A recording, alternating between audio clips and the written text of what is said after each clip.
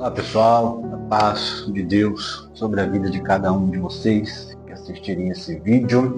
E esse vídeo é só para fazer um resumo rápido da live que nós fazemos, né? Da live que nós fizemos com o tema Aonde estão os demônios, né? Uma curiosidade de algumas pessoas para às vezes poder entender aonde estão os demônios nesse exato momento. Nem nesse exato momento os demônios estão no mesmo lugar que eles sempre estiveram desde a sua queda. Paulo, ele vai nos falar em Efésios que há uma classe de demônios que está nas regiões celestes, né? Então nós temos uma classe, nós temos três classes de demônios separadas que estão em três lugares separados. A primeira, Paulo vai falar em Efésios, que eles estão nas regiões celestes. A segunda classe nós vamos encontrar em Mateus, nós vamos encontrar em 1 Pedro capítulo 5, versículo 8, falando que os demônios estão na terra. Os demônios estão na terra. É interessante apenas frisar rapidamente que há uma diferença de poder, há uma diferença de autoridade, de força, né, entre esses demônios. Aqueles que estão nas regiões celestes são demônios mais fortes, são principados, são potestades, né? São príncipes, né?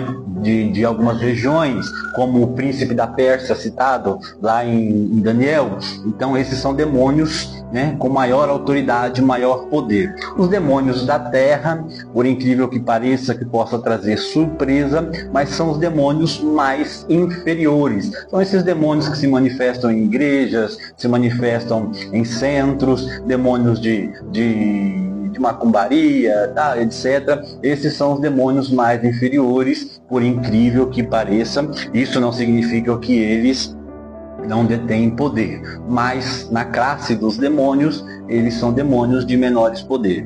E nós vamos ter também uma terceira classe de demônio, que a Bíblia vai nos falar que eles estão aprisionados, segundo a segunda carta de Pedro, capítulo 2, versículo 4, onde vai nos falar que os anjos estão aprisionados no Tártaro, ou seja, abismo, um lugar de prisão. E esse lugar é interessante porque a Bíblia nos leva a entender que os demônios que estão naquele lugar são demônios terríveis, tão terríveis que Deus não poupou e não deixou eles nas regiões celestes e muito menos na terra, mas os aprisionou para uma ocasião especial. Essa ocasião vai estar relatada lá em Apocalipse capítulo 9, que é quando esses demônios vão subir do abismo para assim afligir a humanidade. E depois também a Bíblia nos fala que depois da grande tribulação, quando Jesus vier, né, na sua volta, né, na sua segunda volta, na sua segunda vinda, melhor dizendo, ele vai prender a Satanás, o diabo, porque o diabo não está preso, tá? O diabo está entre nós, ele está na região celeste, ele está na terra, ele tem acesso. Ele vai ser preso nesse abismo que Pedro está se referindo, e ali ele vai ficar por um período de tempo ali até que se cumpra o reinado de Cristo na terra, que é de 1000 anos, e no final desses 1000 anos é necessário que Satanás seja solto por um pouco de tempo para que ele possa enganar as nações, para que ele venha fazer aquilo que ele sabe fazer de melhor, que é enganar. Enganou os anjos, enganou Adão, enganou as nações, engana as nações, enganará ainda mais as nações. E a Bíblia, ela dá muita ênfase, a Bíblia dá mais ênfase à habilidade que Satanás tem para enganar do que para o seu próprio poder dito.